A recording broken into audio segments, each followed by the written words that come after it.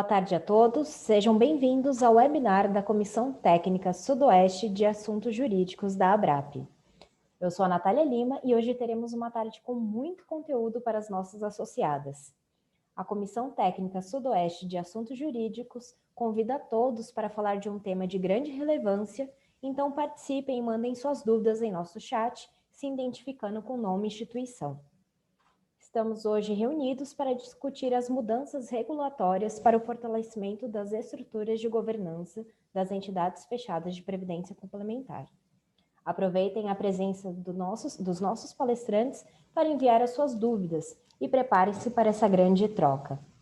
Aproveito o momento também para agradecer antecipadamente todos os palestrantes que estão conosco nessa tarde. Muito obrigada. E para iniciarmos então, eu passo a palavra ao Dr. Jarbas de Biagi, diretor executivo responsável pela Comissão Técnica de Assuntos Jurídicos da ABRAP. Dr. Jarbas, fique à vontade. Obrigado, Natália. Boa tarde a todos. Como todos nós sabemos, não é por acaso que o nosso regime, o regime fechado de previdência complementar, está na ordem social da Constituição. Vocês sabem disso tão bem quanto eu, né, ou até melhor do que eu, que nós cuidamos de uma proteção social do indivíduo, né, na sua velhice, ou na sua aposentadoria, ou mesmo até no evento morte, quando convertemos isso em pensão.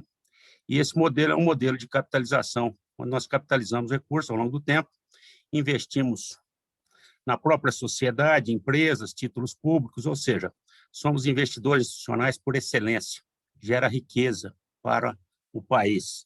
E depois isso converte em forma de benefícios para as pessoas, os beneficiários, ou seja, é aquilo que a gente fala e é verdadeiro, e eu comungo que investidor institucional no Brasil mesmo forte são somente as entidades fechadas de previdência complementar, né? E eu costumo dizer que é o círculo virtuoso, né? Você acumula o recurso, você acha que o tempo não vai passar, o tempo passa e chega no momento de você receber o benefício. E a gente percebe nesses movimentos, né, previdenciários que o Estado necessita cada vez mais da previdência complementar, da previdência privada. O Estado, ao longo do tempo, e vocês acompanham isso conosco, ele está diminuindo a sua proteção previdenciária para ter mais pessoas amparadas pelos regimes sociais. Então, na realidade, né, para um regime desse, um regime de acumulação de recursos, nós precisamos de segurança, né? Segurança jurídica. E eu também falo, e vocês sabem disso, que esse contrato é o contrato, né? É o contrato que a pessoa faz com por mais tempo, né? É facultativo e ele faz por mais tempo e o tempo efetivamente passa, né? É o único contrato facultativo que o cidadão pactua até para os seus beneficiários, né? Então, aqui, esse evento hoje ele se reveste de suma importância, porque nós vamos falar sobre marcos regulatórios e falar também para onde se caminha, né? Para onde se caminha e perspectivas, que é o que nós fazemos, né? Cuidamos do presente, acompanhamos e vamos aperfeiçoando a cada dia, para que isso se torne cada vez melhor. Então, em nome da diretoria da ABRAP, né, eu agradeço mesmo muito, né, nossos agradecimentos.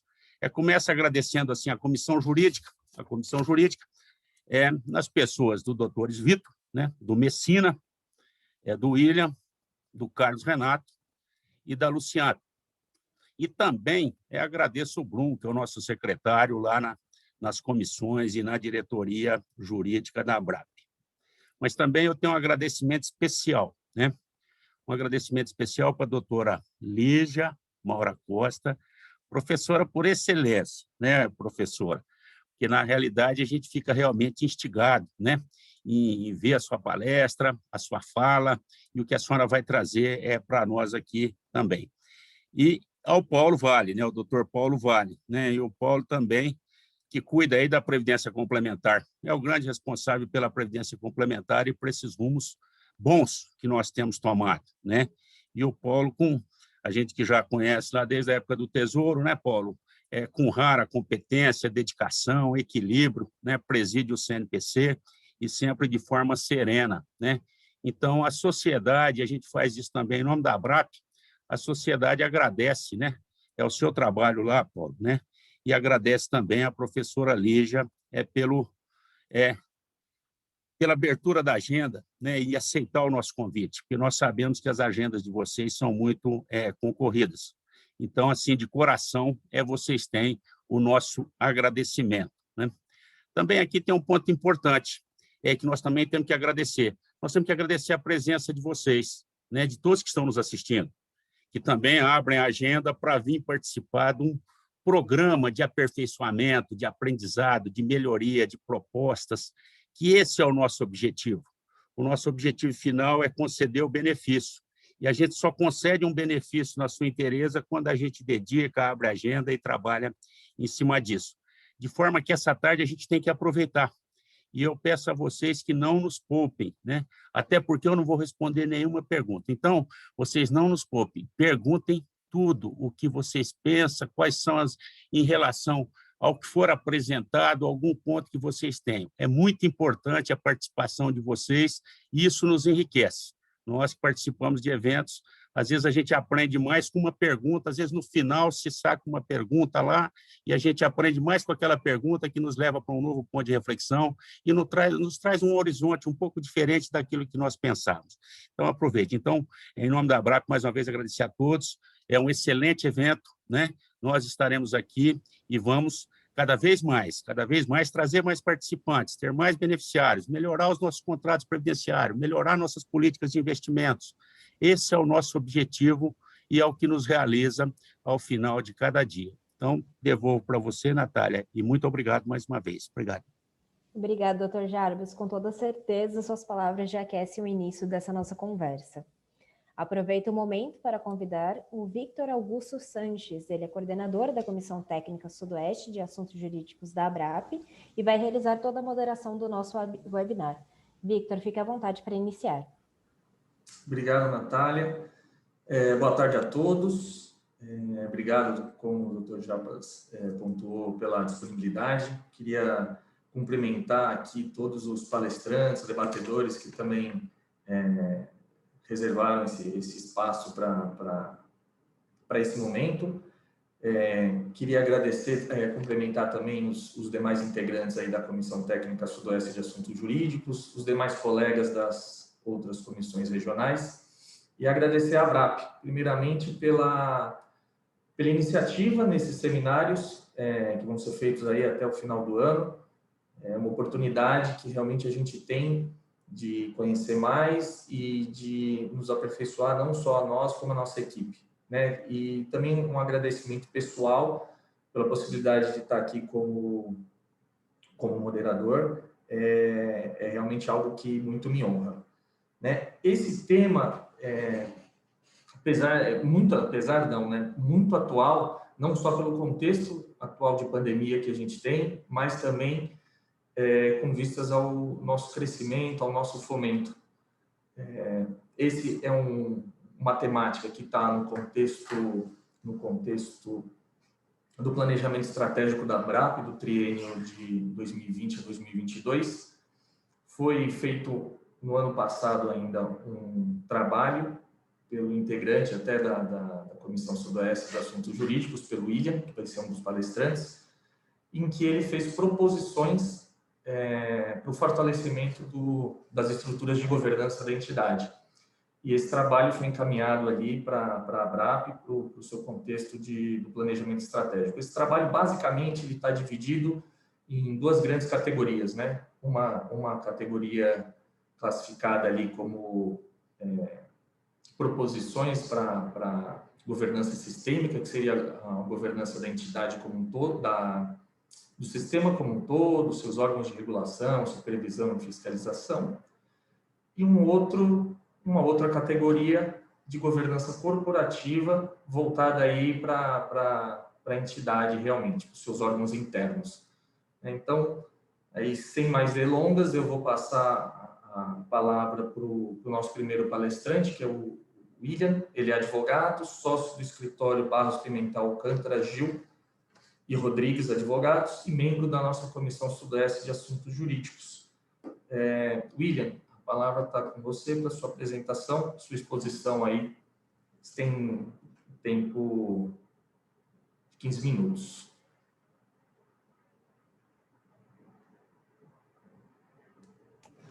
Obrigado, Vitor. Gostaria de agradecer à ABRAP pela oportunidade de fazer essa apresentação. Como o Vitor bem falou, essa apresentação é de um trabalho que nós desenvolvemos ao longo do ano passado, no primeiro semestre do ano passado, na Comissão Sudoeste de Assuntos Jurídicos da ABRAP. Tem como foco incentivar, começar a discutir alguns pontos de melhorias, tanto para o sistema de previdência como para a governança interna das entidades fechadas, né? Eu tenho uma pequena apresentação que eu vou compartilhar com vocês, que vocês já devem estar recebendo em breve. Então, nessa apresentação aí dos meus até 15 minutos, eu tentarei resumir aqui de uma forma didática o artigo que foi elaborado e encaminhado para a ABRAP, né?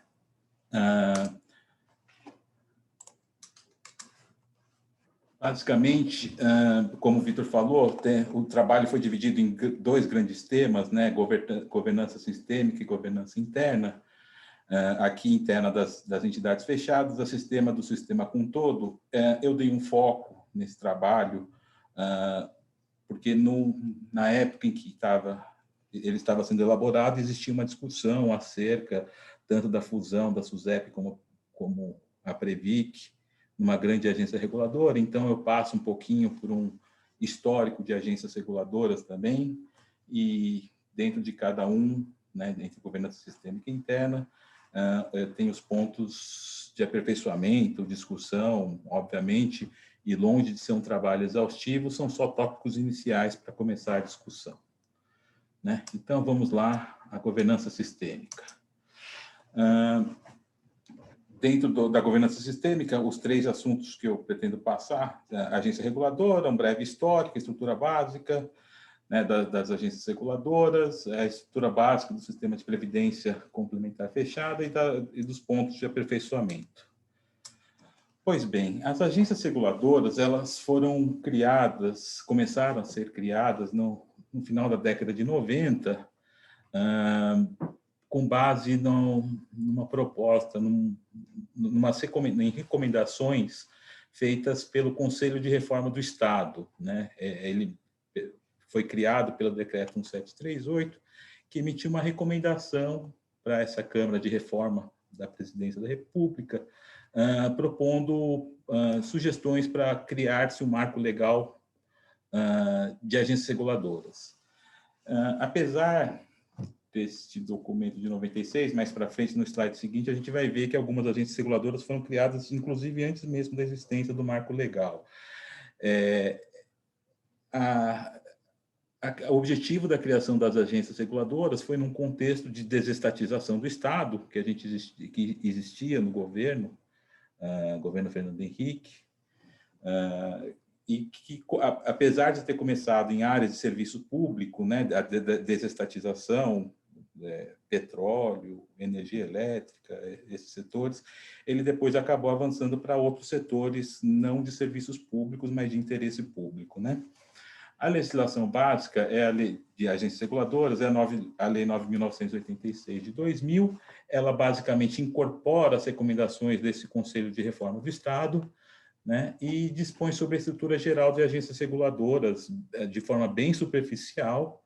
E, mais recentemente, foi promulgada a Lei 13.848, que também complementou a Lei 9.986, e criou mais alguns requisitos numa tentativa de transformar as agências em órgãos de Estado e não em órgão de governo, né? Como eu havia falado, a Lei 9.986 ela foi promulgada em 2000, mais ou menos por aqui. Então, antes do marco legal, vocês podem ver que surgiram algumas agências sem antes existir o marco legal das agências reguladoras. Depois, todas, a ANA, a NTT, a ANTAC, a ANSIM, a ANAC, todas criadas já de acordo com o marco legal. Houve um hiato de criação de agências reguladoras de 2005 a 2017, né? Em 17, a Agência Nacional de Mineração, e agora, mais recentemente, a ANPD, em 2019, que é de proteção de dados. Então, temos aí 11 agências reguladoras, aqui os serviços públicos, né? Até aqui parte da ANS, depois começa a mudar e serem criadas agências para outras áreas de interesse do governo. Pois bem, tentando achar um denominador comum da governança sistêmica, né? A estrutura geral das agências reguladoras, eu foquei basicamente a análise na composição da diretoria colegiada. A lei, já com as alterações da 13848, ela estabelece mandatos para diretores e conselheiros. Primeiro que a diretoria colegiada ela é composta de 5 integrantes, com prazo de mandato de 5 anos, vedada a recondução. Há uma pequena exceção, no caso de alguém ser eleito no final do mandato mas, enfim, a regra geral é 5 anos vedada a recondução, mandatos não coincidentes, então a cada ano vence o mandato de um diretor, de forma que o governo só muda um membro da diretoria colegiada por ano, né? Tem todo um regramento de, enquanto não é aprovada a nomeação no Senado Federal, servidores do órgão acabam assumindo a cadeira do diretor que saiu, né? Mas o fato de existir mandato é que os mandatos só podem ser extintos em caso de renúncia, condenação judicial e processo de trânsito em julgado, né, de condenação judicial ou de processo administrativo disciplinar. A Lei 13848, como eu falei, ela acabou trazendo aí algumas melhorias ou algumas tentativas de transformar as agências reguladoras em órgão de Estado, proíbe nomeação de agentes do mercado, estabelece quarentenas, né? Depois que o diretor sai da agência, um tempo que ele não pode trabalhar no mercado, quarentena devidamente remunerada, né? Nomeação pelo presidente, sujeito à aprovação pelo Senado, e, para fins desse estudo, o mais importante, me parece, que é o fato de a diretoria colegiada ser a instância administrativa final na produção de normas e nos julgamentos administrativos dos processos sancionadores que a própria agência instaura, né?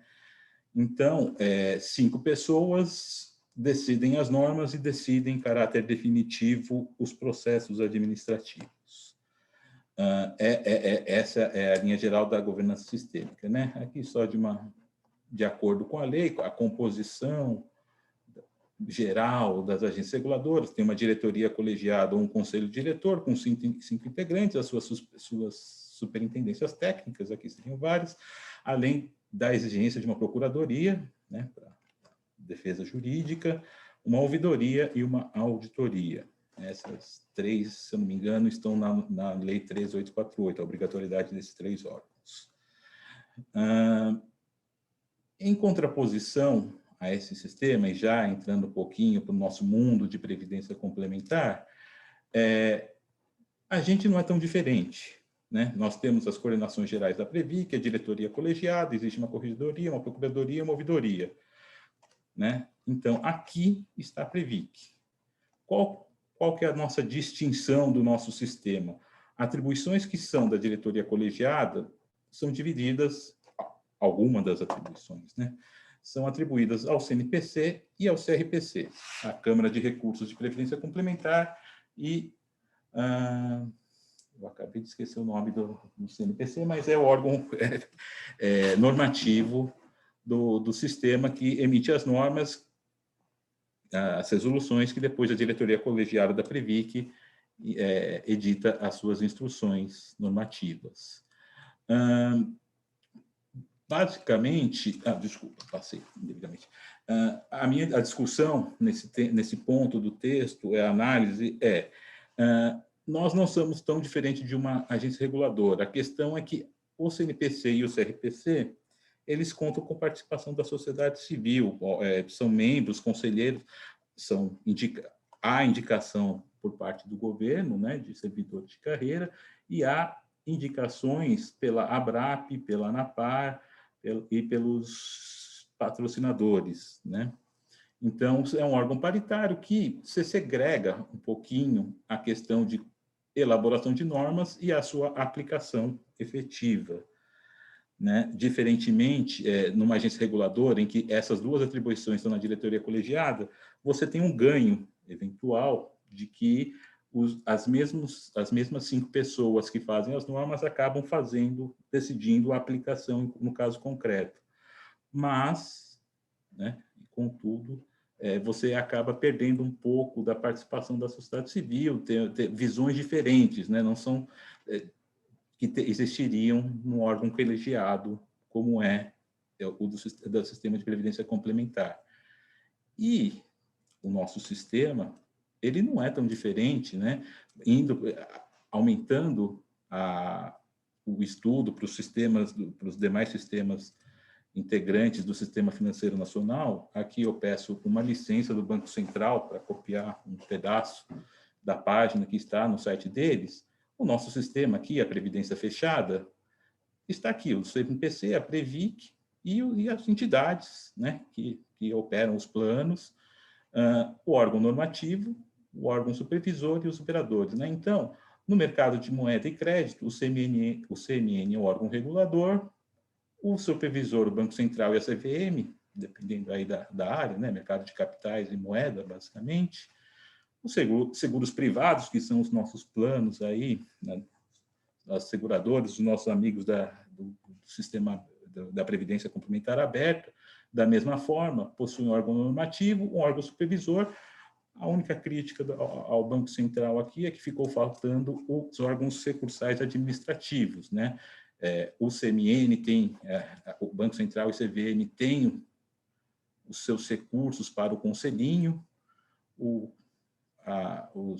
as seguradoras têm os seus processos administrativos com direito a recurso ao Conselho de Recursos do Sistema Nacional de Seguros e as entidades fechadas de Previdência Complementar têm seus recursos administrativos julgados pela Câmara de Recursos de Previdência Complementar, né? Então, o nosso sistema ele acaba não sendo tão diferente de todos os demais sistemas que estão debaixo aí do Ministério da Economia. Então, fica na dúvida a questão se seria possível, se seria possível transformar tudo isso numa agência reguladora, ou unificar esses dois, mas um debate que a gente vem mais para frente, aqui só para demonstrar que o nosso sistema não é tão diferente quanto os demais. Então, indo já para a conclusão da primeira parte, e a segunda parte eu prometo que será mais rápido, a governança sistêmica, alguns possíveis pontos de aperfeiçoamento que constam no trabalho elaborado, estabelecer alterações na legislação para criar uma autonomia financeira para a Previc. Hoje, até 30% das receitas da TAFIC podem ser sujeitas à desvinculação das receitas da União, né? Então, na verdade, o dinheiro que a Previc arrecada deveria ser direcionado à Previc para criar uma autonomia financeira. Outro ponto que seria interessante talvez hoje, estabelecer para a Previc mandatos não coincidentes para a diretoria da Previc, estabelecer uma rotina de alteração anual de um diretor por ano, né? Obviamente, depois que chegar aos 5. Outro ponto, uma diferença que a gente tem no nosso sistema específico é a composição paritária na CRPC. Hoje são indicados 4 membros do governo, 3 membros nomeados pela sociedade civil, mas, diferentemente no conselhinho, no Conselho de Recursos de Seguros e até no CARF, que aí já é um outro sistema, sempre há uma composição paritária. Então, me parece aqui que falta uma cadeira da sociedade civil na CRPC, né? Mandatos não coincidentes da CNPC e CRPC é um outro ponto que hoje acho que alguns mandatos vencem conjuntamente, então ficam 2, 3, com 3 cadeiras vagas. Então, talvez, da mesma forma que a Previc teria mandatos não coincidentes, também estabelecer mandatos não coincidentes para a CNPC e CRPC. O processo de consultas públicas, né, que é necessário, é obrigatório nas agências. Então, antes de publicação das normas, colocar em consulta pública, coisa que desculpa, aqui seria a CNPC. A CNPC e a Previc, eles têm colocado em consulta pública algumas normas que eles pretendem editar. Na fusão SUSEP-Previc, que é o mais complicado, como o Dr. Jarbas falou, o investidor institucional são as entidades fechadas. Eu acho que uma fusão deveria levar em consideração a diferença de entidades abertas e fechadas, o mercado restrito que as entidades fechadas têm. Todo mundo fala da necessidade de concorrência, mas, infelizmente, cada entidade tem um mercado restrito, ela não pode simplesmente ir a varejo, fazer captação, né, de novos clientes, novos participantes, diferentemente na SUSEP, as entidades abertas que podem ofertar produtos e planos aí no varejo, né? Dentro ainda do que existe na agência reguladora, que pode ser trazida para a nossa realidade, a criação dos comitês de análise de impacto regulatório, a Lei de Liberdade Econômica, o Decreto 10.411, criaram a necessidade de, na produção de normas, ser realizada a análise de impacto regulatório para que o bem jurídico tutelado e avaliar, né, as restrições, as obrigações que estão sendo criadas vis-à-vis o bem jurídico tutelado, ou na ausência de análise de impacto regulatório, que acho que seria a maior parte das normas de previdência complementar, a avaliação dos resultados regulatórios. Então, depois de um tempo de publicar a norma, ver se os objetivos ou o bem jurídico tutelado está sendo, né, alcançado com a norma. Há uma previsão também, ainda na lei, a revisão e consolidação de normas que a Previc e o CNPC vêm fazendo, né, desde o ano passado já estão consolidando várias normas, há no site deles uma lista das normas em revisão. A redução dos custos de observância regulatória, esse mais voltado, e aí pensando nos estándares que a Previc e o CNPC vem pedindo de aumento de profissionalização, requerimentos de governança corporativa, que ele vem exigindo das entidades, mas isso também causa um aumento de custo, né? Aumento de custo que as grandes entidades suportam facilmente, com vários planos, vários participantes, mas você acaba penalizando entidades pequenas e médias, né? Com custos elevados de observância regulatória, que no final do dia pode acabar em uma concentração, um oligopólio aí de algumas poucas entidades, como foi o processo de concentração e de rigor no sistema financeiro, em que sobraram apenas alguns pequenos bancos, né? Alguns grandes bancos e pequenos bancos acabaram sumindo praticamente do sistema. E já encaminhando para a governança interna, né, eu pondero que o sistema de governança interna das entidades fechadas pela legislação, elas se caracterizam, se aproximam bastante do sistema de governança da sociedade anônima. A única diferença é que não existe uma Assembleia Geral aqui em cima, né? Mas há um conselho deliberativo, uma diretoria executiva, conselho fiscal obrigatório, não opcional, o comitê de auditoria obrigatório para as entidades sistemicamente importantes e a obrigatoriedade de uma contratação de uma auditoria externa. A meu ver, é uma estrutura que existe aí, está aí no mercado desde 1964, 2024, 46, desculpa. Né? Funciona bem, obviamente, o sistema acaba funcionando bem, talvez o que acaba prejudicando são as pessoas que estão neles, né? Compõem esses órgãos.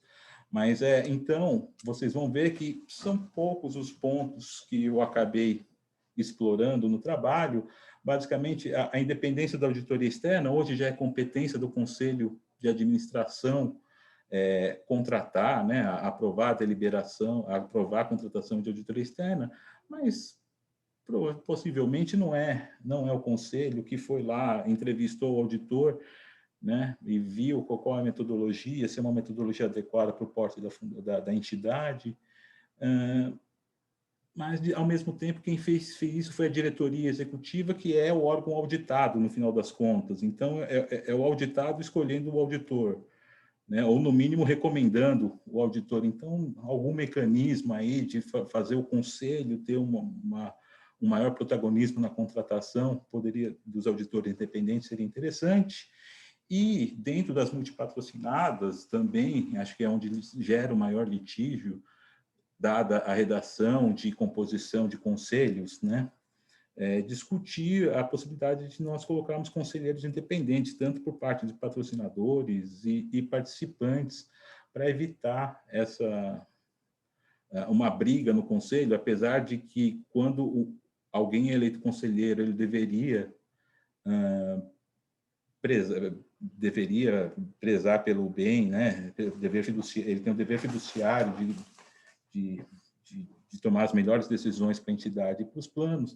Sempre acaba vindo um pouquinho da questão política do eu fui nomeado pelo participante, eu fui nomeado pela patrocinadora, e pode ser que gera um atrito desnecessário no conselho, que talvez uma solução de conselheiro independente possa ser uma solução aí para evitar esses atritos políticos, que, na verdade,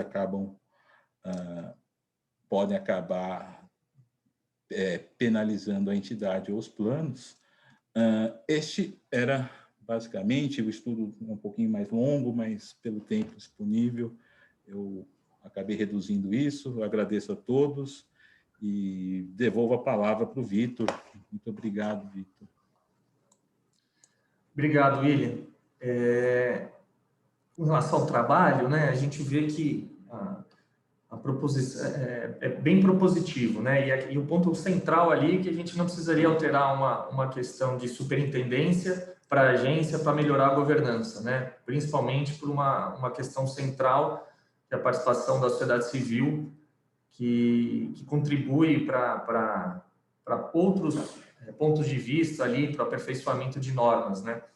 Então, com aqueles incrementos de agência, a gente conseguiria melhorar a governança ainda ficando no mesmo modelo de superintendência, né? Isso na questão da governança sistêmica.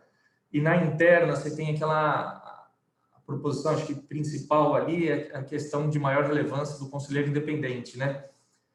E para o membro independente, a doutora Lígia vai poder, com muita mais maestria, falar sobre isso, mas eu acredito que não basta a gente escrever, né, que é membro independente, a gente tem que dar condições da independência. Então, ele tem que ter um mandato, ele tem que ter estabilidade para que ele possa exercer realmente a função dele com independência, sem ficar sujeito aí a pressões, né?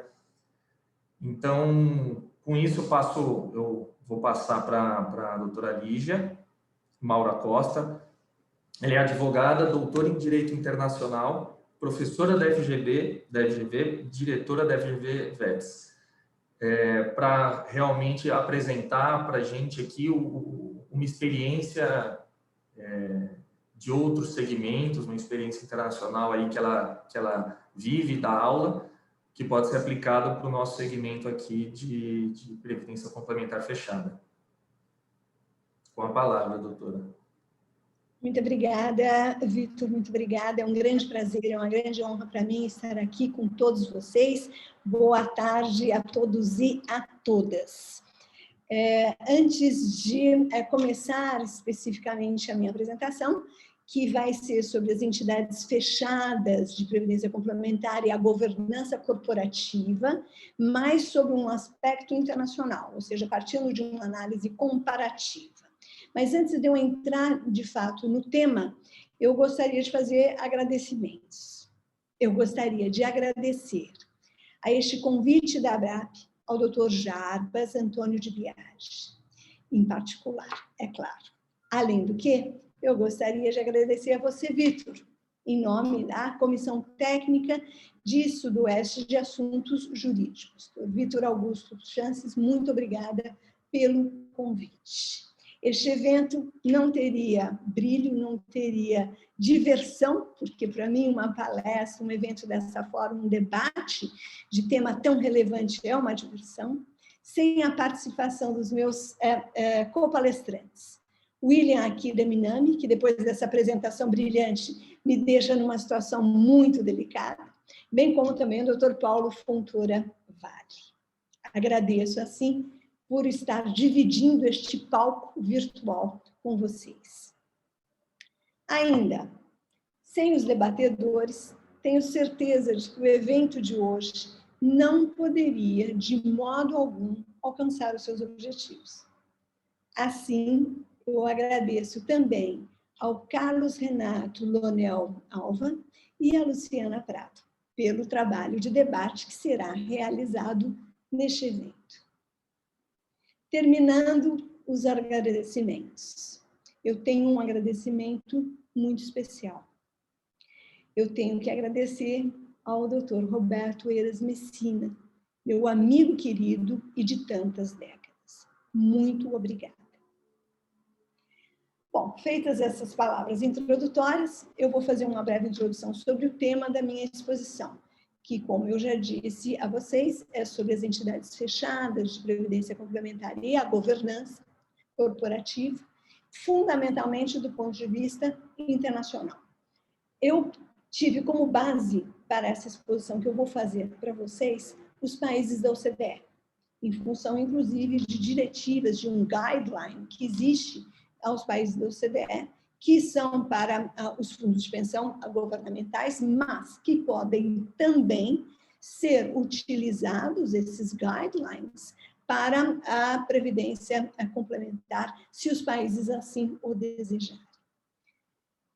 Eu vou dividir a minha apresentação em duas partes. A primeira eu vou tentar conversar com vocês, olhando para a câmera, e depois eu também vou trazer um pouco de PowerPoint, para tentar fazer um pouco mais interativo. Eu vou fazer uma breve introdução e com algumas provocações nesta introdução. Na minha visão, a governança das entidades fechadas de previdência complementar é crucial. Por quê? Dada a relevância dessas entidades do ponto de vista econômico, do ponto de vista político, do ponto de vista social. E tudo isso para o Brasil, mas não só para o Brasil, para o mundo todo. Pois a minha visão é trazer, de fato, a experiência internacional, os achados, o que tem sido feito fora do Brasil. Mecanismos de governança fortes podem criar laços de confiança entre todas as partes interessadas, os chamados stakeholders. Por outro lado, ou em contrapartida, mecanismos de governança fracos levam a desempenhos insatisfatórios. Mecanismos de governança fracos levam a conflitos de interesses, tanto sob o ponto de vista interno quanto externo. Mecanismos de governança fracos levam à perda de reputação e, particularmente e especialmente, trazem a incapacidade de planejar visando o longo prazo. Feita essa breve introdução, eu vou fazer agora um share screen para mostrar um pouco de PowerPoint, porque não existe webinar sem um PowerPoint. Então, eu peço apenas 2 segundos até eu conseguir abrir o PowerPoint. Muito bem. Continuando ainda a minha provocação introdutória. Em geral, toda palestra que eu dou, eu trago alguma declaração, algum statement que eu acho que é relevante. Neste caso, eu resolvi criar um statement. Eu vou dar 30 segundos, não, desculpa, eu vou dar 5 segundos para vocês. Depois que eu terminar a leitura deste PowerPoint, desse slide, porque né, eu tenho idade, isso eu chamava slide na minha época, e queria que vocês pensassem para a gente poder seguir juntos nessa apresentação. O que eu gostaria de dizer para vocês, na minha opinião, é que a pandemia atual e as suas futuras consequências, elas só reforçam a necessidade urgente de medidas de governança muito mais firmes do que no passado. Vou pedir para vocês pensarem 5 segundos sobre isso.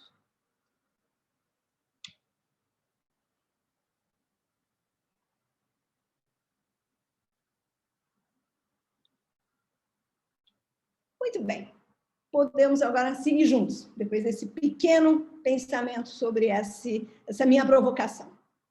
A apresentação de hoje eu vou dividir em duas partes, num modelo plano francês, já que é uma análise comparativa internacional, no plano típico, né, acadêmico francês, em duas partes, duas grandes partes. Eu vou tratar um pouco de estrutura de governança e vou falar sobre os mecanismos de controle. Dentro da estrutura de governança, eu vou me detalhar um pouco mais sobre o papel do board, por razões óbvias. E, dentro do papel do board, eu vou mencionar os 3 tipos, né, de board que são os mais utilizados pelos países da OCDE. Muito bem. Estrutura de governança. Quando eu falo em estrutura de governança, eu dividi, na verdade, em alguns temas-chave. Quais são esses temas-chave? 1. Responsabilidades e identificação. 2. Accountability, prestação de contas. 3. Suitability, adequação. 4. Auditor ou auditoria. Por fim, mas não por último, muito pelo contrário, o board, o conselho. Essa estrutura de governança que eu estou falando aqui é a estrutura de governança que consta da OECD Guidelines for Pension Funds Governance, que eu já mencionei a vocês, que é para fundos de pensão governamentais, mas que os países da OCDE, dependendo das diretivas locais, poderão também aplicar nos seus fundos de previdência complementar. Tudo bem? Muito bem. Agora, vou partir desses 5 tópicos fundamentais, só que agora eu vou parar um pouco de fazer esse share screen e vou tentar conversar um pouco com vocês, olhando um pouco mais para a tela e olhando para que vocês possam me ver melhor. Primeiro tópico, primeiro tema-chave que eu propus, eu simplesmente trouxe dos guidelines da OCDE. Responsabilidades de identificação. O que a OCDE quer dizer com isso? O que os países da OCDE querem dizer com isso? Que deve haver uma identificação clara e uma separação das responsabilidades operacionais e de supervisão na governança das EFPC. A governança interna, a estrutura, os principais objetivos, eles devem todos eles serem declarados nos estatutos, nas regras, nos regulamentos, nas normas. A palavra-chave aqui se chama transparência. Repetindo, transparência. Segunda elemento-chave, accountability, prestação de contas. Na visão dos guidelines dos países da OCDE, significa o quê? O board tem que prestar contas, né, a todos os stakeholders. Vou repetir, todos os stakeholders, membros, patrocinadores, beneficiários, conselho fiscal, autoridades competentes, todos os envolvidos na operação. E, de novo, o lema mote é transparência, sempre, em matéria de governança na OCDE e nos países da OCDE. Suitability, ou adequação. O board tem que estar sujeito a uma adequação mínima, a padrões que garantam um nível de integridade, de competência, de experiência, profissionalismo em geral, não, profissionalismo em governança e, de preferência, profissionalismo em governança em FPC. É isso que se busca. Os membros do board devem também ainda, né, de modo coletivo, já que é um órgão colegiado, ter as habilidades que são necessárias e o conhecimento para supervisionar as funções que vão ser delegadas. Por fim, mas não por último, tem que ser claramente identificado quais são os critérios que devem desqualificar um indivíduo, uma pessoa para ser nomeada para o board. E, de novo, identificar claramente, mesma palavra-chave, transparência. Auditoria.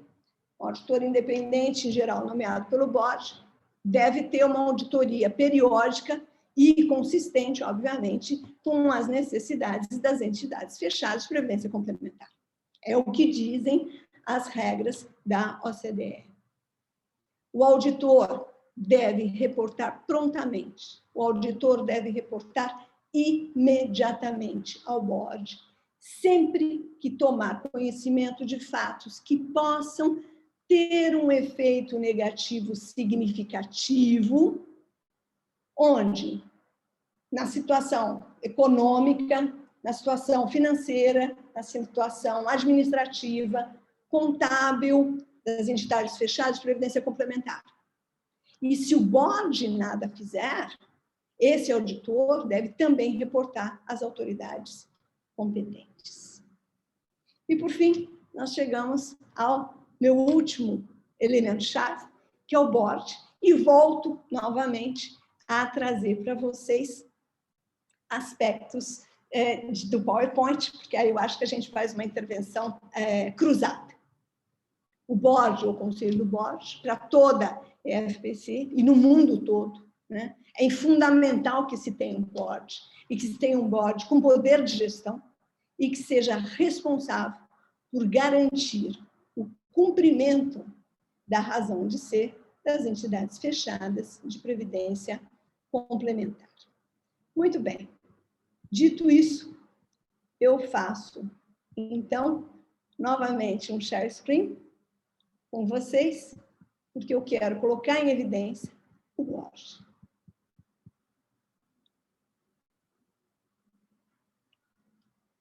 O board nas EFPC pode desempenhar um papel importante e atuar como um poderoso ator em prol das práticas de boa governança. De novo, pensem um segundo, isso é muito importante. Como? Através de 3 tipos que são possíveis de board, de acordo com os ensinamentos que a gente vê nos países da OCDE. Os diferentes tipos de board que temos na OCDE podem ser divididos em 3 grandes tipos, na verdade. O primeiro é institucional, o segundo contratual e o terceiro é o trust. Sobre o institucional. Sobre o institucional, que eu gostaria de mencionar para vocês brevemente, são algumas características de base. É uma entidade independente, tem personalidade e capacidade jurídica. Em geral, o institucional ele pode ter um único nível, mas há países como a Alemanha e Países Baixos, por exemplo, que tem um board, segue o modelo do board institucional em 2 níveis, onde eu tenho um conselho fiscal que monitora o board, que mais cabe ao board, obviamente, a tomada das decisões estratégicas. Quais os países da OCDE que seguem o modelo board institucional? Alemanha, Dinamarca, Finlândia, Hungria, Itália, Japão, Noruega, Países Baixos, Polônia, Suíça. Eu já passei do meu tempo, mas 3 minutos eu termino. Segundo tipo, contratual. O contratual, ele é o oposto do institucional, obviamente. São polos ativos segregados, não tem personalidade jurídica, não tem capacidade jurídica, em geral, tem gerenciamentos que são externos, bancos, seguradoras, sociedades de gestão. Países da OCDE que seguem este modelo. República Tcheca, México, Portugal, Eslováquia, Turquia. Então, eu volto apenas só à lista de países, né, em relação ao institucional e ao contratual, para vocês verem. No institucional, eu tenho os países que têm um formato de desenvolvimento econômico já muito superior. Então, eu diria que seria como uma forma de uma escala, né? Eu posso começar por um contratual e eu vou, né, subindo nessa escala até eu chegar num modelo institucional e, de preferência, de 2 níveis. Por fim, mas não por último, o trust. Trust típico dos países anglo-saxões. E é um modelo que combina, na verdade, os 2 boards anteriores, o institucional e o contratual. Né? Conceito básico de trust, né? Com os trustees, administrando os ativos, os interesses dos participantes. Principais países da OCDE que utilizam este modelo são a Austrália, Irlanda e o Canadá. Muito bem, chegando na segunda parte da minha apresentação, mecanismos de controle. Eu fiz um checklist, né? Está bem na moda, eu dou aula numa escola de administração de empresas, fazer checklist realmente faz parte do dia a dia dos professores de uma escola de administração de empresas, embora a minha formação seja jurídica. Mecanismos de controle. Eu fiz esse checklist que são fundamentais para a boa governança. Primeiro, avaliar desempenho de pessoas e entidades. Segundo, rever mecanismos, funcionamento e fiscalização. Terceiro, rever sistemas de software, informação, sistema contábil, sistema financeiro. Quarto, identificar, monitorar e corrigir. Eu vou repetir porque é muito importante. Identificar, monitorar e corrigir conflitos de interesse. Quinto, implementar políticas de conflitos de interesse. Sexto, proteger informações confidenciais. Sétimo, mapear os riscos, né? Com a auditoria interna ou não, mas se for com a auditoria interna seria muito bom. Por fim, mas não por último, novamente, sistemas de compliance precisam ser constantemente avaliados para que você consiga boas práticas de governança. Pelo menos são essas as recomendações que a gente tem nos países da OCDE e são esses os mecanismos de controle que são recomendados aos países da OCDE. Em conclusão, melhorar a prática de boa governança das entidades fechadas de previdência complementar é uma tarefa desafiadora. Sim, é desafiadora. Algumas iniciativas recentes, né, demonstram que a área internacional conseguiu melhorar a situação. Entretanto, nós temos muitos casos de fracasso e qual a razão desses casos de fracasso? A razão desse caso está exatamente nas práticas de má governança. Falhas na governança, eu posso mitigá-las? Claro que eu posso. 3 possibilidades eu estou oferecendo a vocês. Primeira, uma representação equilibrada dos stakeholders. Segundo, desenvolvimento técnico, aperfeiçoamento, treinamento. Sim, eu sou professora, sou da área da educação. Treinar é fundamental para a melhoria, para subir a barra de qualificação e em busca de maiores práticas de boa governança. Por fim, conselheiros independentes e profissionais, que eu acho que a gente vai voltar um pouco mais no tema. Para concluir, é fundamental implementar códigos de conduta ética que efetivamente abordem questões de integridade e de conflitos de interesse. Eu agradeço muito pela atenção, eu peço desculpas, eu entrei em 5 minutos a mais, eu agradeço novamente, mas eu me empolguei e eu acho que eu falei demais. Muito obrigada novamente pelo convite. Obrigado, doutora Lígia. Anotei uma frase da apresentação, da exposição que para mim, resume. Mecanismos fortes de governança fomentam o sistema e o tornam perenes e seguros. Eu acho que é isso que a gente leva. Eu acredito que o nosso sistema caminha nesse trilho. Nós tivemos a CNPC 32, que traz essa transparência de informações mais próximo dos participantes e assistidos, com uma série de obrigações aí que sabemos o custo que traz para entidades que são diferentes, né? Mas necessárias. Com isso, até passo a palavra para o Dr. Paulo Vale, que vai poder apresentar mais pontos que estão sendo lá no Conselho e na Subsecretaria de Previdência Complementar, sendo tratados do nosso fomento. Dr. Paulo Vale, obrigado pela participação. Fique à vontade para a exposição do seu tema. Obrigado. Bem, boa tarde a todos. Queria agradecer o convite da ABRAP, da Comissão jurídica da ABRAP para participar desse evento e queria dar meus parabéns pela apresentação do William e da professora Lígia. Eu vou aqui tentar manter o nível. Mas, então, antes de tudo, eu queria, né, comentar assim, a importância desse evento nesse momento. Eu acho que é um momento muito adequado, que o tema é possíveis mudanças regulatórias e está muito em linha com o que vem acontecendo aqui na Secretaria de Previdência, né? Eu acho que assim, até no mais amplo, na Secretaria Especial de Previdência e Trabalho, que é subordinada ao Ministro da Economia, que foi a secretaria que participou de todo o projeto do processo de reforma da Previdência, a Emenda Constitucional 103. O nosso secretário especial, que é o Bruno Bianco, participou ativamente de toda a reforma, e toda a equipe que compõe a Secretaria Especial de Previdência e Trabalho, tem a Secretaria de Previdência, e debaixo da Secretaria de Previdência, a gente é responsável pela política dos 3 regimes de previdência do país. Então, a gente tem o regime geral de previdência social, o regime próprio de previdência social, que é dos funcionários públicos, e o regime de previdência complementar. Então, esses 3 órgãos respondem à Secretaria Especial de Previdência e Trabalho e participam ativamente da discussão da reforma da Previdência. A gente vem passando por um amplo processo de revisão normativa, tanto na Previc quanto na CNPC, visando a consolidação e revisão dos atos normativos.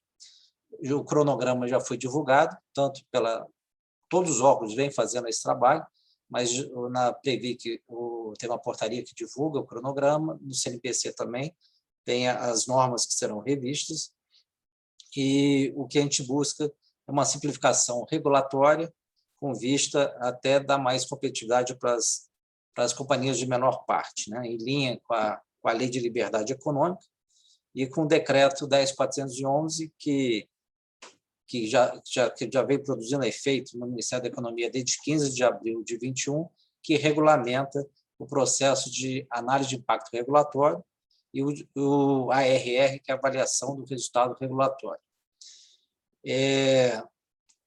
E também toda essa revisão normativa deve-se ao Decreto 10.139 de 2019, conforme eu falei, com vistas à simplificação da legislação.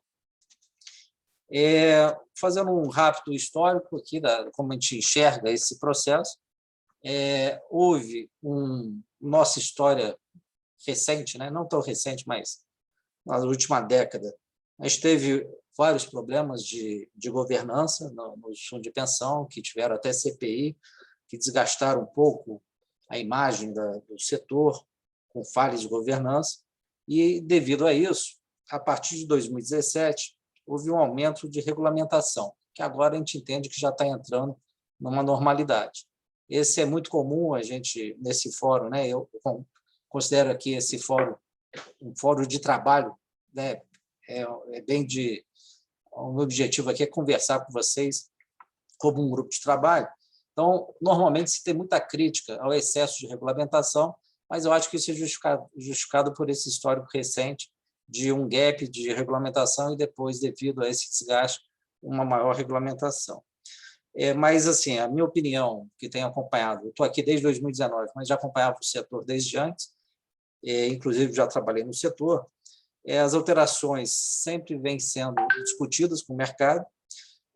A Previc, especialmente, tem sido muito sensível nas questões específicas, principalmente contábeis e tecnológicas, e muitas das regulamentações que são contestadas, ou que há motivo de reclamação, são exigências internacionais, que, inclusive, quando a gente vê outros órgãos, tem até uma regra até mais forte. Se a gente olhar uma SUSEP, um Banco Central, às vezes é até mais forte. Aqui a Previc e a Secretaria de Previdência vem tentando fazer um processo mais suave. Muitas dessas alterações foram demandas do mercado de atuário, da indústria de previdência, e principalmente em termos de regras de tábuas defasadas e outras questões que foram necessárias na regulamentação. A gente ainda tem uma agenda ao longo do ano de regulamentação forte, Uma delas é a revisão da Lei Complementar 108 e 109.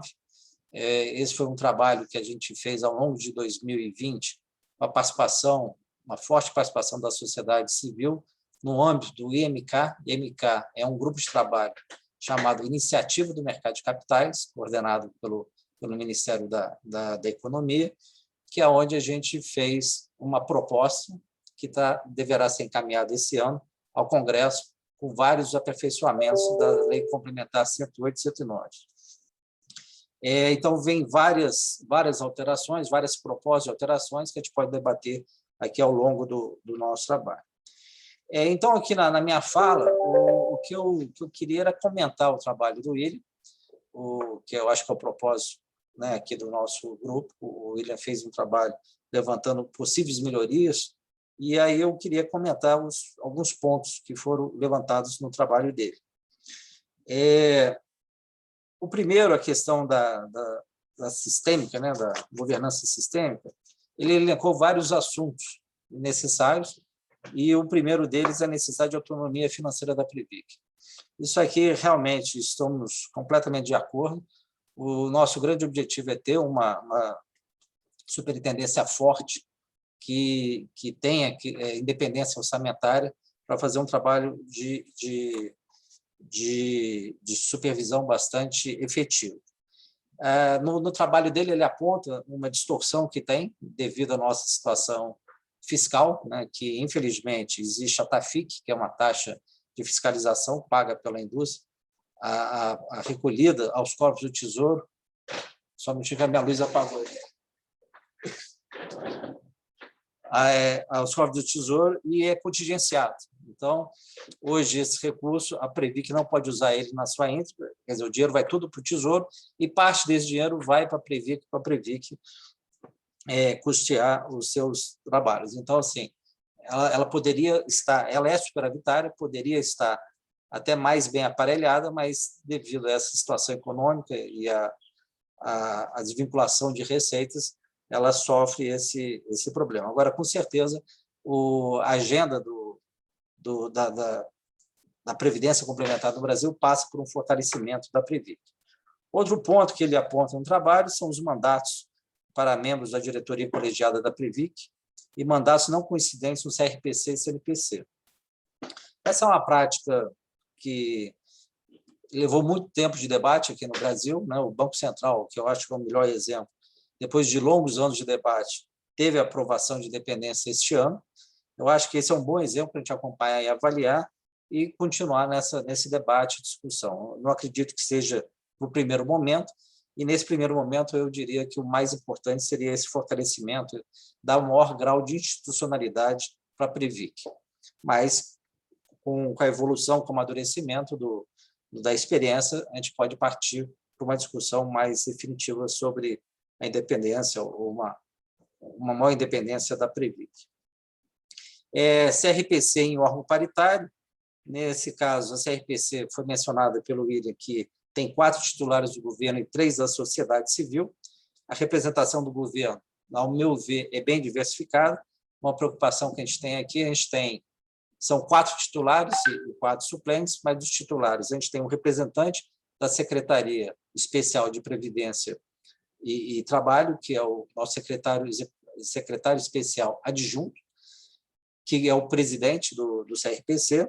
Depois, ela é composta por 2 representantes da Secretaria de Previdência, da Subsecretaria de Previdência Complementar, 2 representantes da PGFN, que é a Procuradoria-Geral da Fazenda Nacional, e 2 da Previc. Então, os representantes do governo são bem diversificados, a gente evita uma concentração maior, uma concentração de apenas um órgão, para ter esse caráter mais diversificado. E temos 3 representantes da sociedade civil. Tem a questão da discussão do voto qualificado, aqui nem é o caso do voto qualificado, porque é 4-3, mas também sempre tem essa questão do voto qualificado, se deve ser ou não, né, implementado, e eu, pessoalmente, não vejo como problema. Eu acho que aqui é um grupo de trabalho para a gente discutir, trocar experiência. Mas eu não vejo muito como problema, porque o funcionário, o servidor público, quando participa dessas câmaras recursal, ele participa com um perfil muito como se fosse um juiz. O servidor público, sempre aplicando, ele só pode fazer o que está na lei. Então, ele julga de acordo com a lei e por isso eu acho que não gera tanta distorção. Mas, com certeza, a experiência internacional trazida pela professora Lígia e a experiência de todos vocês, eu acho que o debate sempre ajuda a melhorar pode melhorar essa prática. Processo de consulta pública, o CNPC passou a adotar essa prática, principalmente agora com a Resolução 6, que acabou no dia 4 de junho, o prazo para receber propostas. Recebemos mais de 450 propostas, quer dizer, é um processo que ele já vem sendo adotado pelo CNPC e pela Previc, e quando não é oferta consulta pública, não é raro, eu diria que a maioria das vezes é muito utilizado o grupo de trabalho com a participação da sociedade civil. Sempre tem um assunto que a gente quer discutir mais profundamente, se faz o grupo de trabalho com a participação de todos os integrantes do CNPC ou representantes indicados por eles. Então, é um processo que vem sendo usado, mas, com certeza, é um processo que deve ganhar mais espaço, principalmente com essa nova regulamentação do AIR, do ARR, que foi mencionado no início. Quanto à fusão da SUSEP e Previc, esse assunto está fora de pauta agora, no início do governo foi aventado, mas está fora de pauta, e eu creio que será necessário, primeiramente, uma maior harmonização das regras e regimes tributários entre entidades abertas e fechadas. Essa é a nossa agenda atual, tanto é que, nessa alteração da Lei Complementar 108 e 109, a gente endereça esse assunto. Nosso objetivo é dar uma harmonização maior de regras, e depois das regras do produto ser mais similar, eu acho que pode entrar numa discussão de um novo modelo. Hoje, eu ainda tenho um pouco de dúvida, porque a Previdência Aberta ela ainda tem um DNA muito forte de seguro, e ele não é muito parecido, tem suas diferenças com a entidade fechada, mas esse processo de harmonização acho que é na direção correta. Outro ponto apontado foi o Comitê de Análise de Impacto Regulatório. Eu acho que essa nova experiência com análise de impacto regulatório e a avaliação de resultado regulatório no âmbito do CNPC, a gente vai avançar bastante, quer dizer, tanto o AIR quanto o ARR será discutido no CNPC com a participação da sociedade civil, e com o amadurecimento do processo, a gente pode ver até se é o caso de ter um comitê específico, um subcomitê dentro do CNPC. Redução de custos de observância regulatória. Nós temos uma grande agenda aí no 10139, a gente vem consolidando a normalização sempre com essa visão. O AIR vem nessa linha, e é importante, agora sempre é importante, e aí eu gosto desses fóruns, para a gente entender melhor exatamente aonde que esse custo de observância está tão alto. Eu acho que a gente tem que fazer um trabalho de mapeamento bem detalhado para ver quais são as prioridades, onde a gente pode atacar, porque, na nossa visão, a gente já está nessa direção. Então, no âmbito do CNPC, a gente vem trabalhando com esse propósito, mas um diagnóstico mais apurado sempre ajuda nesse debate. Quanto à governança corporativa, o William mencionou a independência da auditoria externa. Sempre é bom discutir melhorias, mas eu acho que já tem bastante experiência internacional e já tem boas práticas no mercado que a gente pode adotar. Se ainda está faltando adotar para o nosso segmento, eu acho que esse caminho seria um caminho mais fácil. Quanto à diversidade de patrocinadores e instituidores, aqui o tema é mais a composição de seus órgãos estatutários, reservando, por exemplo, um número determinado de cadeiras dos conselhos que devem ser preenchidos por conselheiros independentes. Nós somos favoráveis, aqui eu falo em nome do CNPC, da Secretaria de Previdência e também da Previc, que a gente tem um ótimo relacionamento lá com o Dr. Lúcio Capeleto, e a Previc vem fazendo um belo trabalho com a Embracon, até com o objetivo de incentivar a formação de conselheiros independentes, inclusive participando de formulação de provas, de conteúdo de provas, e sempre tem, mas a minha experiência aqui mostra que a questão do conselheiro independente traz uma preocupação de custo, que foi muito falado aqui no início, a questão do custo. Quando você vai para as entidades pequenas, às vezes a necessidade para o conselheiro independente pode acarretar aumento de custo. Então, essas são uma visão geral, um comentário geral que eu queria fazer do trabalho dele. Eu acho que é o caminho, realmente, o caminho é isso mesmo, a gente tentar melhorar o diagnóstico, que aqui na Secretaria de Previdência, no CNPC, e o nosso objetivo é realmente trabalhar para melhorar o nosso arcabouço regulatório e melhorar a eficiência da nossa indústria. Obrigado. Obrigado, doutor Paulo Vale. Bom saber que estamos em linha de agenda, tanto o CNPC quanto a ABRAP. Eu vou passar, por conta do adiantado da hora, eu vou passar para os debates, para a gente ver se consegue cumprir aí o horário. Eu vou chamar para os debates a doutora Luciana Prado. Ela é advogada, sócia do escritório Demarest, ela é membro da Comissão Sudoeste de Assuntos Jurídicos também, e o doutor Carlos Lonel, ele é advogado, gerente jurídico do Metros, também integrante da nossa Comissão Sudoeste de Assuntos Jurídicos. Então, eu acho que eu vou passar primeiro para a doutora Luciana, ela faz uma pergunta e depois o doutor Carlos faz outra pergunta e a gente vê o que sobra de tempo aqui para a gente animar mais, tá bom? Com a palavra, doutora Luciana. Obrigada, Vitor. Vou fazer um agradecimento muito rápido aqui a todos os palestrantes, aos meus colegas da comissão, um agradecimento à ABRAP, e já vou passar aqui correndo para as questões, né? Acho que tem um ponto muito importante que tanto o William, quanto a professora Lígia, como o doutor Paulo colocou, que é a questão da figura do conselheiro independente. A gente sabe que essa figura no nosso setor, ela não é uma figura muito comum. A gente sabe que efetivamente a gente tem uma questão de ter uma paridade ali de representação de participantes e assistidos, e a figura do conselheiro, ela acaba levando essa representatividade muito a ferro e fogo. Então, a partir do momento que a gente sabe também que o conselheiro eleito como conselheiro, ele deveria representar os interesses da entidade em si, e não mais dos participantes ou da própria patrocinadora, mas a gente sabe que existe essa confusão. Por isso, eu queria perguntar aqui para a doutora Lígia, qual que é esse papel efetivo do conselheiro independente nessas melhores práticas de governança e compliance, e como que a gente pode fomentar essa prática e fazer o conselheiro independente efetivamente ser uma figura forte no nosso setor de previdência complementar. Excelente pergunta, Luciana, muito obrigada. Eu vou tentar trazer, e pensando sempre na experiência internacional. A primeira coisa que eu gostaria de ressaltar: conselheiro independente custa caro, que eu escutei, né, o que acabaram de me dizer. Sim, custa. Por que custa caro? Tente má prática de governança.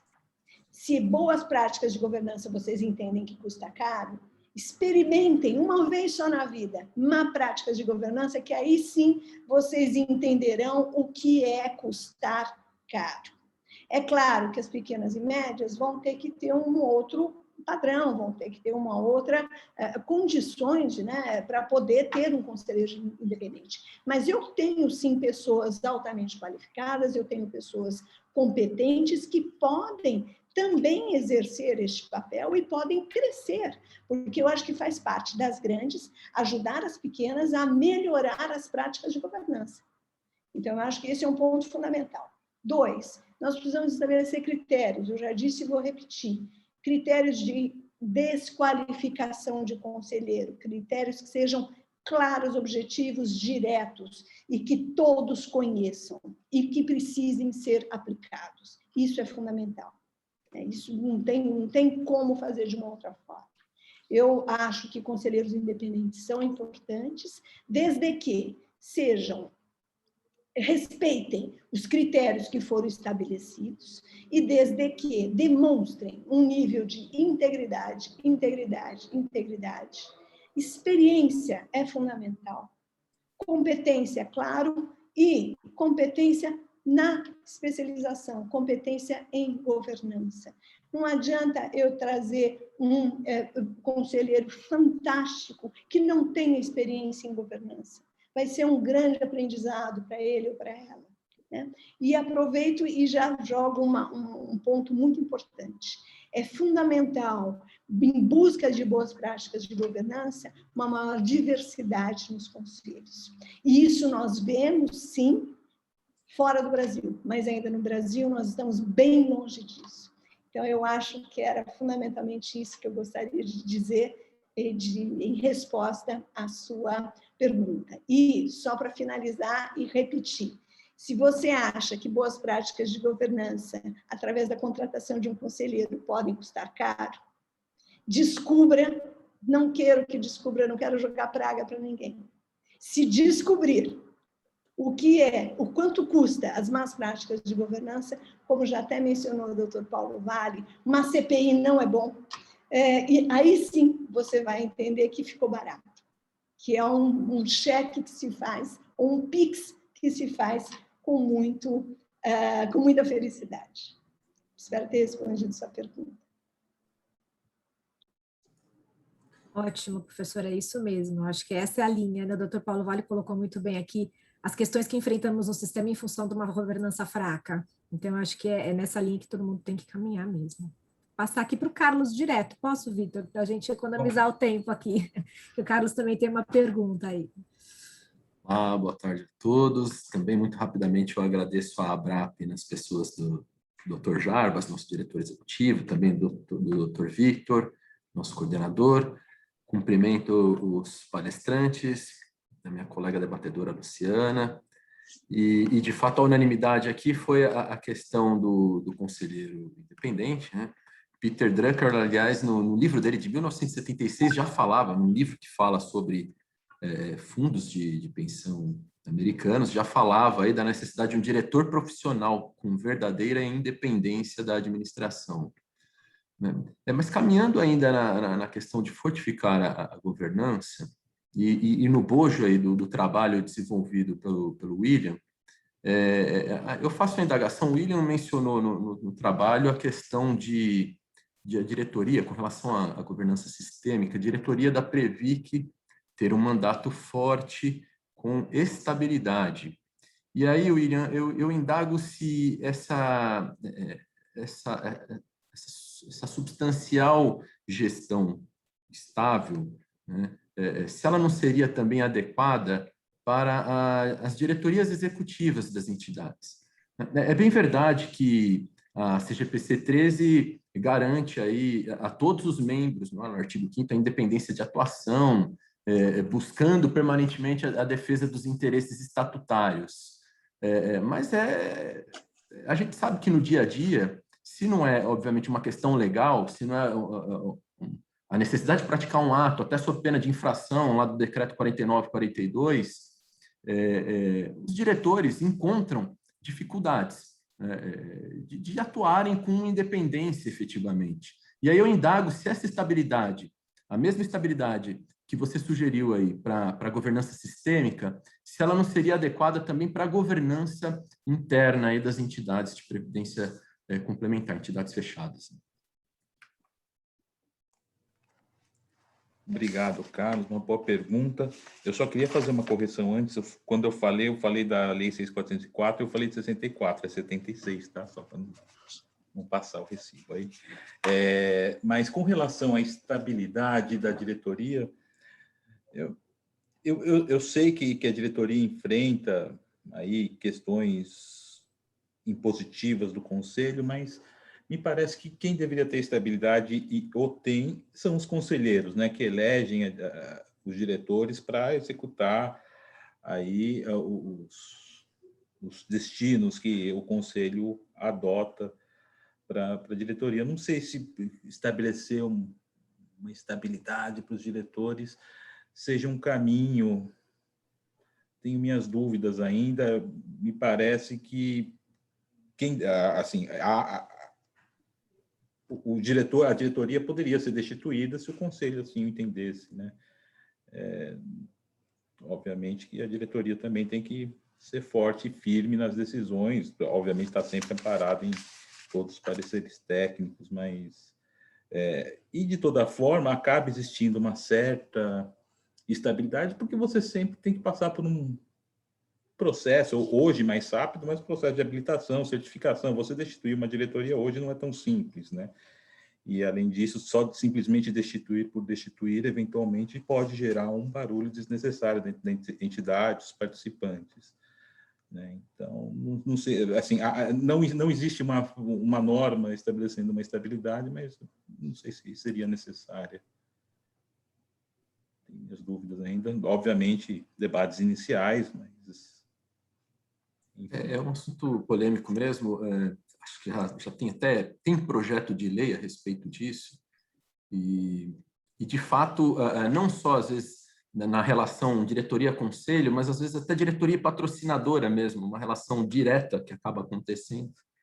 E, na prática, acho que talvez seja necessário amadurecer ainda essa relação e talvez, por que não, se pensar, sim, na estabilidade, né?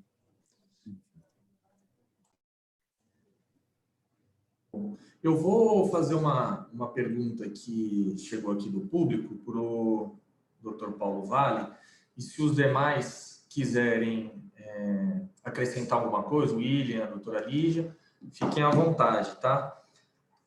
Dr. Paulo Vale, então, o questionamento que chegou para a gente é o seguinte: na sua visão, sabendo que a função do Estado é de regulamentar a atividade da Previdência Complementar, mas considerando que tal atividade é essencialmente privada, não seria correto que, assegurados os direitos dos participantes assistidos, houvesse uma maleabilidade maior do órgão de fiscalização e regulação em relação ao acompanhamento das entidades, especialmente quanto à estruturação da modelagem de planos previdenciários, observando assim a lei da liberdade econômica?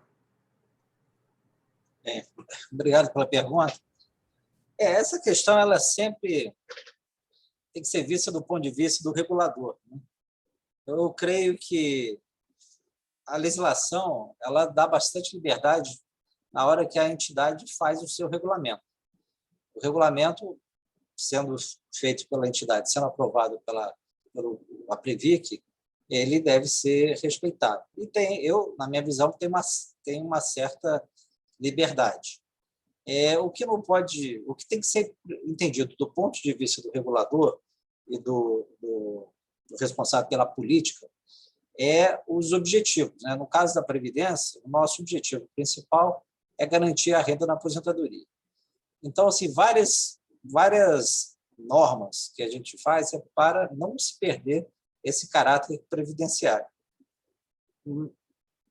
Agora, a gente vem trabalhando, né? O caso da resolução CGPC 6, que está em consulta pública, o objetivo é discutir até a flexibilização dos institutos, no caso de algum resgate antecipado, para ter mais flexibilidade no produto, inclusive ter mais possibilidade de concorrência com a indústria de previdência aberta. A gente vem discutindo isso com a sociedade. Mas, assim, o que eu entendo, e aí eu não sei se eu estou respondendo exatamente a pergunta, né, em relação à estruturação da modelagem de planos previdenciários, mas a nossa visão aqui é o seguinte: a gente tem que dar a maior liberdade econômica possível para uma indústria privada, que é a indústria da entidade de previdência complementar.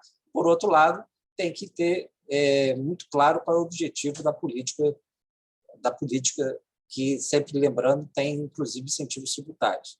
Então, assim, esse equilíbrio que eu acho que tem que ser melhor entendido e melhor discutido para ver aonde o governo está realmente pesando a mão ou não, ou aonde não está sendo bem entendido a política implementada pelo Estado. Então, assim, lembrando novamente, a nossa política principal é garantir a renda quando parar o seu período laboral, mas podemos evoluir com uma certa flexibilidade, mas tem que garantir esse objetivo, né? O que a gente não quer é uma população que chegue, principalmente agora, que está tendo uma mudança rápida na expectativa de vida, que chegue na velhice sem essa proteção, que é facultativa, mas é uma proteção incentivada pelo Estado, inclusive por incentivo tributário. Eu não sei se eu respondi exatamente o ponto. Aí, se for o caso, Vitor, você volta com mais detalhes. A questão era justamente essa, era saber até que ponto as entidades podem ir nos seus regulamentos, né? Então, eu posso ir um pouco a mais, desde que observe aquelas regras de preservação, de proteção, aquelas que estão lá no artigo 3º da 109, que às vezes a gente vê em um determinado momento uma alteração que se passa para a Previc, de alguma coisa que seria, alguma ideia de que seria mais, seria possível, mas um pouco mais inovadora, e isso já cai umas questões de análise que talvez fugiriam ali da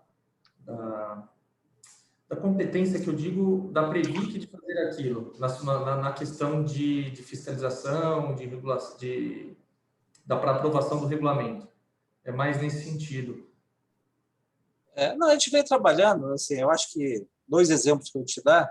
Um foi durante a pandemia. Durante a pandemia houve muita demanda para o CNPC regulamentar alterações. O que a gente sempre disse aqui, apesar de ter monitorado diariamente o comportamento do mercado, o impacto nas entidades de previdência fechada, a gente sempre disse o seguinte: vamos respeitar o regulamento. A gente não quer intervir. Uma intervenção de governo pode até gerar prejuízo para o participante. Então, o que tem que ser respeitado é o regulamento. Então, se quer suspender contribuição, respeita o regulamento. Quer, numa emergência, quer alterar o regulamento, a gente ajusta o regulamento. Podemos fazer uma exceção. Mas o nosso objetivo é sempre seguir o regulamento e que esse regulamento, observado a política do Estado de incentivar a previdência complementar, garantir a renda na aposentadoria, o regulamento tem bastante liberdade. Entendeu? Esse é o primeiro exemplo. Outro exemplo foi, recentemente, a resolução que a gente autorizou cada entidade, por meio da sua governança, alterar o índice de correção dos benefícios. Esse é um problema crônico que a gente vê no Brasil, explicado pela nossa história inflacionária. O IGPM era o grande indexador do passado, hoje ele está se mostrando, desde 99, o IPCA é realmente a meta de inflação do Estado, né? E então, assim, faz todo sentido essa alteração de indexador. Então, essa resolução ela autorizou essa alteração, observado todo o processo de governança da entidade, o esclarecimento de 180 dias para os seus participantes e tudo. Então, assim, a governança da entidade que é responsável por isso. Aqui na norma, a gente tenta, no máximo, dar as diretrizes e alguns limitadores para não perder de vista a política do Estado. Obrigado, doutor Paulo Vale. Algum outro palestrante queria acrescentar? Senão, acho que a gente tem um tempinho para uma última pergunta aqui. E eu volto para a Luciana, se ninguém tiver nada a acrescentar. Luciana, pode caminhar para a última pergunta e a gente já vai finalizando. Bacana. Vamos colocar aqui um questionamento, eu vou deixar aberto para os palestrantes, né, para verificar quem a doutora Lígia, ou o William, ou o doutor Paulo Vale gostaria de falar. Mas o meu ponto aqui é sobre uma questão que é muito discutida e já foi até aplicada no Bacen, na SUSEP, está em discussão na INES, que é a questão da segmentação, né, de você efetivamente segmentar as entidades. Hoje a gente tem no sistema as ESIs, mas a gente tem uma segmentação, enquanto na SUSEP, no Bacen, a gente tem 4 e até 5 segmentações. E eu gostaria de saber como que a segmentação ela pode ajudar nesse sistema de governança. Então, até que ponto ela facilita, né, a governança, até que ponto ela dificulta a governança, porque a gente sabe que, tendo essa segmentação, você vai ter que ter regras também específicas para cada um dos segmentos. Então, eu queria entender aí da professora, do Dr. Paulo e do William, qual é a visão de vocês com relação a essa questão da segmentação versus governança corporativa.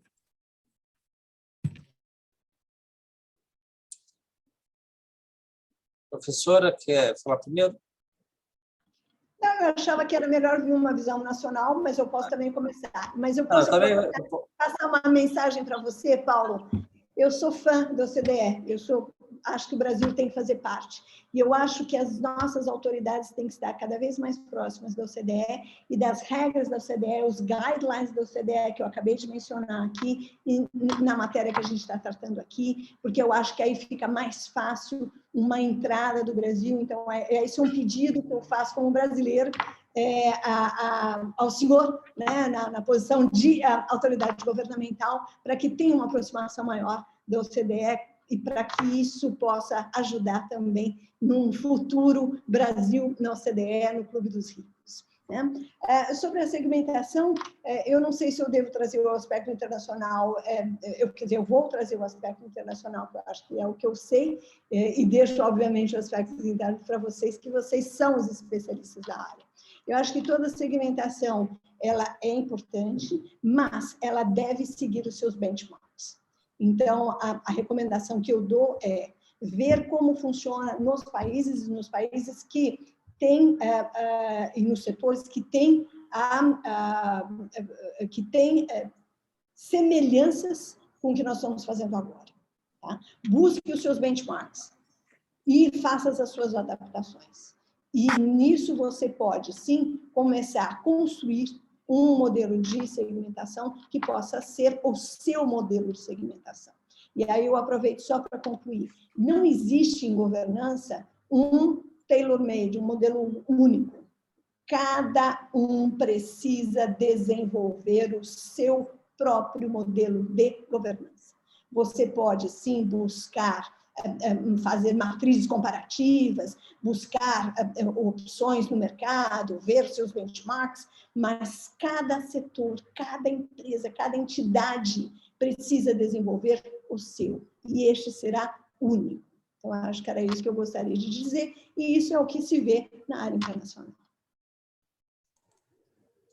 Bem, quanto ao segmentação de entidades, a gente acredita que pode ser avaliado, sim, realmente o Banco Central tem 5 níveis e a Previdência Complementar tem apenas 2 níveis.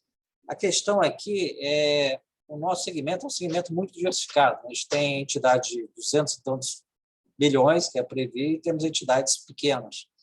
E para você ter segmentação, você tem que ter um mínimo para você poder fazer essa diferenciação. Então, assim, teoricamente, a gente acredita que sim, podemos caminhar, até para consumo interno. Hoje a gente já tem algumas segmentações, a Previ que faz esse estudo. Aqui a gente, junto com a Previ, que a gente trabalha muito junto, a gente usa, às vezes, segmentações para estudos internos, mas para uma segmentação mais formal, a gente tem que definir pelo menos o mínimo. A gente tem entidades, às vezes, com um problema de viabilidade econômica. É uma preocupação que a gente tem aqui, principalmente agora, que a gente está com uma agenda grande, que eu não comentei no início. Um dos frutos da emenda constitucional 103, né, a famosa reforma da Previdência, foi a obrigação dos entes instituírem regime de previdência complementar. E são os entes que têm o sistema do RPPS hoje. A gente está falando de 2.150 entes. Então, 2.150 entes, só para vocês terem uma ideia, 73 entes representam 85% desse potencial. Então, a gente vai ter muito pequeno. Então, muitos pequenos que não vão ter condições de ter suas entidades, e a gente vem fazendo um trabalho de incentivo para eles entrarem em fundos já existentes, né? Ou multipatrocinados. Então, a gente até regulamentou que, para criar uma entidade, tem que ter, no mínimo, 10 mil participantes, ou pelo menos o potencial de ter 10 mil participantes, para tentar garantir a viabilidade econômica de todas as entidades. Depois dessa certeza da viabilidade econômica, aí eu acho que fica mais fácil partir para novos níveis de segmentação. Tá? Quanto ao CDE, professora, eu só queria acrescentar que o governo vem trabalhando desde o início desse governo para entrar no CDE, mas é um processo demorado, 2 a 3 anos que se leva. E nós aqui, particularmente, quando a gente fala em experiência internacional, a gente trabalha muito com organismos multilaterais, Banco Mundial, BID, FMI, mas em termos de previdência, o CDE é o nosso principal canal de conflito.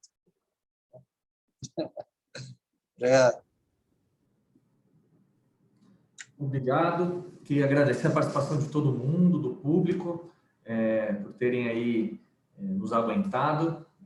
Agradecer aos palestrantes, William, Lígia, Paulo, aos debatedores, Luciana, o Carlos, agradecer o pessoal aí da ABRAP, que está por trás aí de toda a estrutura disso, a Natália, a Carolina, e a ABRAP toda na pessoa aí do Dr. Jarbas e do Bruno. Obrigado, Ana. Natália, fica com a palavra agora. Obrigada, Vitor. Acredito que conseguimos atender bastante perguntas e comentários, então gostaria de mais uma vez agradecer a participação dos palestrantes, a Comissão Técnica Sudoeste de Assuntos Jurídicos pela iniciativa e agradecer a todos vocês que participaram dessa tarde recheada de conteúdo. E assim chegamos ao final de mais um importante webinar. Obrigada a todos que participaram. Lembrando que a gravação deste webinar estará disponível no nosso canal no YouTube. Nos encontramos em breve na próxima iniciativa. Um bom final de tarde e até a próxima. Tchau, tchau. Obrigado, boa tarde. Obrigada. Boa tarde.